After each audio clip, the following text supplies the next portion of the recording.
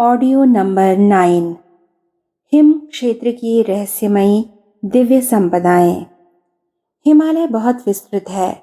उसके अध्यात्म विशेषताओं से संपन्न भाग को देवात्मा कहते हैं। वह बहुत छोटा है, यमुनोत्तरी से आरंभ होता है और कैलाश शिखर तक चला जाता है। इसकी ऊंचाई समुद्र तल से 10,000 फुट से लेकर 20,000 फुट तक की समझी जा सकती है। शेष भाग वन, पर्वत, वनस्पति, नदी, नद आदि से भरा है। उसमें जहाँ कृषि संभव है, जल की सुविधा है, तापमान सह्य है, वहाँ उस क्षेत्र में रहने के अभ्यासी टिके रहते हैं और निर्वाह क्रम चलाते रहते हैं। उत्तरी ध्रुव में एस्किमो जाति के लोग रहते हैं। वे मांसाहार से पेट भरते हैं। बड़ी मछलियों की चमड़ी से रहने के लिए तंबू बनाते हैं। मछली की चर्बी से प्रकाश जलाते हैं। शिकार पकड़ने, उसे काटने, भूनने के लिए जिन वस्तुओं की आवश्यकता पड़ती है, उन्हें भी एकत्रित करके काम चलाते रहते हैं। कुत्ते और हिरन उनके कामों में हाथ बटाते हैं। दक्षिणी ध्रुव में मनुष्य या पशु तो नहीं रहते, पर वहां पेंगुइन जाति के 2 पैरों के सहारे चलने वाले पक्षी पाए जाते हैं। टिड्डे स्तर के चींटे भी होते हैं। इन ध्रुव प्रदेशों में मैदानी इलाकों में रहने वाले लोगों का निर्वाह असंभव जैसा लगता है, पर जो अभ्यस्त हैं वे चिर पुरातन काल से रहते हैं और वंश वृद्धि करते चले आ रहे हैं। इसका निष्कर्ष यही निकलता है कि प्राणी किसी भी परिस्थिति में रहने के लिए अपने को ढाल सकता है। प्रकृति उसके लिए आवश्यक सुविधा साधन भी जुटा देती है। घोर शीत वाले हिमाच्छादित प्रदेशों में भी कुछ प्रकार के जीव पाए जाते हैं। श्वेत भालू, श्वेत बिलाव, श्वेत पक्षी, श्वेत कछुए एक प्रकार से काई को ही अपना आहार बना लेते हैं। इन क्षेत्रों में पाई जाने वाली चट्टानी गुफाओं के नीचे वे बस जाते हैं और समीपवर्ती क्षेत्र से ही अपना आहार प्राप्त कर लेते हैं। ऊंचाई पर पाए जाने वाले हिरण और भेड़ें उस वर्ग के लिए भोजन की आवश्यकता पूरी करते रहते हैं जिन्हें मांसाहार पचता है। यह हिमाच्छादित प्रदेशों के निवासियों के निर्वाह की चर्चा हुई। अब देखना यह है कि महत्वाकांक्षी मनुष्य भौतिक दृष्टि से उस क्षेत्र में जाकर क्या खोज और क्या पा सकते हैं। इस प्रयोजन के लिए बहुत ऊंचाई तक जाने का मोह छोड़ना होगा। वहां पहुंचना अत्यंत महंगा भी है और कष्ट साध्य भी। जिनने कैलाश मानसरोवर की यात्रा की है, जिन्होंने गंगोत्री और बद्रीनाथ का मध्यवर्ती मार्ग पैदल चलकर पार किया है, वे जानते हैं कि इस प्रकार के प्रयास कितने खर्चीले होते हैं। जिनके सामने आध्यात्मिक लक्ष्य है, उनकी बात दूसरी है, पर जिनका दृष्टिकोण विशुद्ध भौतिक है, वे इस प्रकार के पछड़े में पड़कर अपनी सुख सुविधा वाली जिंदगी में क्यों जोखिम खड़ा करेंगे। आध्यात्मवादियों के अतिरिक्त दूसरा वर्ग शोधकर्ता वैज्ञानिकों का आता है। वे भी अपनी गुरुता सिद्ध करने, कीर्तिमान स्थापित करने और कुछ ऐसी उपलब्धियां प्राप्त करने के लिए समर्पित रहते हैं जो पीछे वालों के लिए उपयोगी बन सकें, सराही जाती रहें। हिमालय इस दृष्टि से भी खोजने योग्य है। जब उत्तरी ध्रुव जैसे क्षेत्र शोधकर्ताओं के लिए आकर्षण का केंद्र बन सकते हैं, उन्हें वहां की परिस्थिति जानने के लिए कठिन यात्राओं के लिए प्रोत्साहित करते हैं, तो कोई कारण नहीं कि हिमालय की भौतिक संपदा को खोज निकालने के लिए शोधकर्ताओं का उत्साह क्यों न जगे। जहां प्रकृति का दोहन होता रहता है, वे क्षेत्र दुर्बल पड़ जाते हैं, किंतु जहां की मौलिकता अक्षुण्ण रही है, वहां खोज के लिए बहुत कुछ पाया जा सकता है। अमेरिका, ऑस्ट्रेलिया, न्यूजीलैंड आदि नए खोजे क्षेत्रों में भूमि उर्वरता, खनिज आदि का इतना बड़ा वैभव प्राप्त हुआ है कि वहां के निवासी कुछ ही समय में समृद्ध हो गए। हिमालय का क्षेत्र भी ऐसा है जिसे अति प्राचीन काल में ही खोजा गया था। उन दिनों न वहां पाई जाने वाली समृद्धि की कल्पना की गई, न हाथ डाला गया। फलतः वह क्षेत्र एक प्रकार से अछूता ही पड़ा है। समुद्र किनारे पर पड़े हुए सीप घोंघों को जिस प्रकार बालक बीन लेते हैं, उसी प्रकार हिमालय से अनायास ही मिलने वाले लाभों को ही पर्याप्त मानकर संतोष किया जाता रहा है। यदि समुद्र की गहराई में उतरकर मोती बीनने वाले का उदाहरण प्रस्तुत किया जा सके तो वह प्रदेश कम विभूतियों से भरा पूरा न मिलेगा। हिमखंड पर्वत धरती की ऊपरी सतह पर है, उसके नीचे सामान्य भूमि है। इस निचली सतह से कभी कभी गर्म गैसें ऊपर आती हैं और पानी के साथ मिलकर खौलते तप्त कुंडों का सृजन करती हैं। इनके स्रोत खोजे जा सके तो असाधारण मात्रा में ऐसी ऊर्जा हस्तगत हो सकती है जो अनादिकाल से सुरक्षित है, जिसका दोहन कभी भी नहीं हुआ। पत्थरों में ऐसे तत्व भरे पड़े हैं जो बहुमूल्य रसायनों के रूप में बाहर निकाले जा सकते हैं, जिनका अति महत्वपूर्ण उपयोग हो सकता है। शिलाजीत उन्हीं में से एक है, जिसे असाधारण रूप से बलवर्धक माना जा सकता है। हिमालय से आने वाली नदियों की बालू में सोने चांदी जैसे बहुमूल्य धातुओं का सम्मिश्रण पाया गया है। यदि उनके उद्गम खोजे जा सके तो समतल भूमि में पाई जाने वाली धातु खदानों से अधिक मूल्यवान संपदा हाथ लग सकती है। कहीं कहीं यूरेनियम जैसी धातुओं का सम्मिश्रण भी रेत में पाया गया है।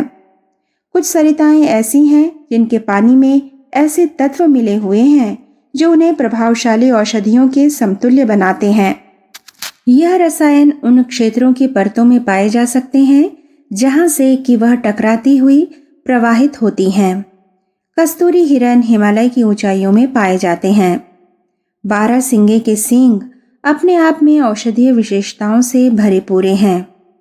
चौरी हिरण की पूंछ न केवल सुंदर होती है वरन उसके शरीर पर ढुलने से प्रसुप्त ऊर्जा में उभार आता है। इसी प्रकार अन्य जीव जंतु भी असाधारण विशेषताओं से भरे होते हैं। वातावरण का प्रभाव प्राणियों पर भी आता है और वे इस योग्य बनते हैं कि मनुष्य को शारीरिक मानसिक स्तर के विशेष अनुदान दे सकें। दुर्भाग्य इसी बात का है कि इन प्राणियों का अभिवर्धन करके उनके संपर्क से लाभ नहीं उठाया जा रहा है, वरन मांस के लिए उनका वध करके महती संभावनाओं से दिनानुदिन वंचित होता चला जा रहा है। हिमालय के वृक्षों की अपनी विशेषताएं हैं। उनकी लकड़ियों में तेल की इतनी प्रचुर मात्रा पाई जाती है कि उनकी गीली लकड़ी को भी जलाया और ताप का लाभ उठाया जा सके। चीड़, देवदारू के तनों से निकलने वाला रस बिरोज के रूप में बाजार में बिकता है और अनेक रासायनिक प्रयोजनों के लिए काम आता है। अन्य पेड़ भी अपने अपने ढंग के गोंद देते हैं। उनके पुष्प तथा फल औषधियों की तरह काम में लाए जाते हैं। अन्न तो प्रचुर परिमाण में हिमालय की उबड़ खाबड़ भूमि पर पैदा नहीं होता, पर उसकी पूर्ति कर सकने वाले कई प्रकार के कंद अनायास से उपलब्ध होते हैं। उनकी क्षमता अन्न की तुलना में कम नहीं अधिक ही होती है। कितने ही शाक अलग अलग क्षेत्रों में अलग आकृति प्रकृति के ऐसे पाए जाते हैं जिन्हें शाक भाजियों के समतुल्य गुणकारी पाया जाता है। पत्तियों के रूप में पाए जाने पर भी उनमें पोषक तत्व उनसे कम नहीं होते, जैसे कि समतल भूमि के शाकों और फलों में होते हैं। भोजपत्र एक बहुउद्देशीय वृक्ष है। उसके बलकल का उपयोग वस्त्रों के रूप में, बिस्तर के रूप में एवं झोपड़ी आच्छादन के रूप में हो सकता है। उसके पत्र कागज के रूप में प्रयुक्त होते रहे हैं। भोजपत्र में उभरने वाली गांठों का काढ़ा बनाकर पीने से कड़क चाय की आवश्यकता पूरी होती है। औषधियों का तो हिमालय को भंडार ही समझना चाहिए। ऊंचाई पर पाई जाने वाली वनौषधियां असामान्य गुणों से भरपूर पाई गई हैं। उसी जाति की वनौषधियां यदि मैदानी इलाके के गर्म वातावरण में लगाई जाएं, तो उनमें वे विशेषताएं नहीं पाई जाएंगी जो ऊंचाई वाले पहाड़ी क्षेत्रों में उगने पर होती हैं। चट्टानों पर हवा के द्वारा मिट्टी की हल्की परत छोड़ दी जाती है। उसी में जड़ी बूटियां अपने लिए जड़ें फैलाने का स्थान बना लेती हैं। वायुमंडल से मिलने वाले खाद पानी से अपना पोषण करती हैं। ऐसी दशा में उनका विशिष्टताओं से संपन्न होना स्वाभाविक है। ऊंचाई पर होने के कारण उनका उपयोग नहीं हो पाता। कोई उन्हें लाने के लिए नहीं पहुंचता। यदि मार्ग बना लिया जाए और उन्हें बोने बटोरने का व्यवस्थित क्रम चलाया जाए तो मनुष्य के हाथ अमृतोपम औषधियों का भंडार हाथ लग सकता है। साथ ही अति लाभदायक उपयोग के रूप में भी विकसित किया जा सकता है। हिमाच्छादित प्रदेशों में कम ऊंचाई वाले ऐसे भी अनेक क्षेत्र हैं जहां शीत ऋतु में हल्की बर्फ जमती है। गर्मी आने पर वह पिघल भी जाती है। पिघलने पर उर्वरा भूमि निकल आती है। इस प्रकार भूमि के उभार आने का समय श्रावण भाद्रपद के 2 महीने विशेष रूप में होते हैं। किन्हीं क्षेत्रों में थोड़ा आगा पीछा भी रहता है। इन्हीं 2 महीनों में उस भूमि में दबी वनस्पतियां अचानक उभर आती हैं। अंकुरित और पल्लवित तो वे पहले से भी किसी रूप में बनी रहती हैं, पर गर्मी पाते ही वसंत काल की तरह द्रुत गति से विकसित होती हैं। इन 2 महीनों में ही उनका जीवन काल पूरा हो जाता है। इस अवधि में पूरी तरह फूल फल लेती हैं। मध्यम ऊंचाई के हिम पर्वतों में 2 महीने का वसंत रहता है। उनमें विशेषतया छोटे बड़े आकार की जड़ी बूटियां फूलती हैं। दूर दूर तक फूलदार मखमली गलीचे जैसे बिछे दिखाई पड़ते हैं। उस नयनाभिराम दृश्य को देखते देखते मन नहीं भरता। प्रकृति का यह अद्भुत कला कौशल दर्शक को भाव विभोर कर देता है। ऐसे फूलों की घाटी देवात्मा हिमालय क्षेत्र में दर्जनों हैं। उनमें से हेमकुंड वाली अधिक प्रख्यात है।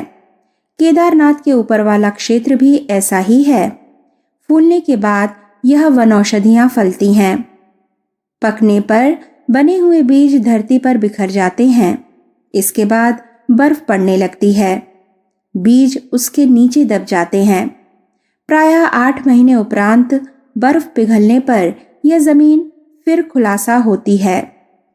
इस बीच में बीज भूमि में अपनी जड़ें जमा लेते हैं, अंकुरित हो लेते हैं। धूप के दर्शन होते ही वे तेजी से बढ़ने, पल्लवित होने और फूलने फलने लगते हैं। यह उनके दृश्य स्वरूप की चर्चा हुई। इन वनस्पतियों के गुण की नए सिरे से खोज होने की आवश्यकता है। इन्हें पुष्प वाटिका के समतुल्य नहीं माना जाना चाहिए, वरन समझना चाहिए कि इनमें एक से एक बढ़े चढ़े गुणों वाली, शारीरिक और मानसिक रोगों का शमन करने वाली, जीवन शक्ति एवं दीर्घ आयुष्य प्रदान करने वाली वनस्पतियां हैं। चरक युग में तत्कालीन वनौषधियों की खोज हुई थी। आयुर्वेद का औषधि खंड उसी आधार पर बना था। उस बात को अब लंबा समय बीत गया। कितनी ही लुप्त हो गईं और कितनी ही प्रजातियां नए सिरे से उत्पन्न हो गईं। यदि उनका विश्लेषण, वर्गीकरण, परीक्षण किया जाए तो नए सिरे से फिर आधुनिक औषधि शास्त्र विनिर्मित हो सकता है। इस क्षेत्र की कितनी ही वनस्पतियां अभी भी प्रख्यात किंतु दुर्लभ हैं। रात्रि को प्रकाश देने वाली ज्योतिष्मती, संजीवनी, रुंदंती, सोमवल्ली आदि को देव वर्ग का माना जाता है। इनमें मृत मूर्छितों को नवजीवन प्रदान करने की शक्ति मानी जाती है। वृद्ध च्यवन ऋषि ने इन्हीं के आधार पर जरा जीर्ण वृद्धावस्था को नव यौवन में परिवर्तित करके कायाकल्प जैसा आनंद उठाया।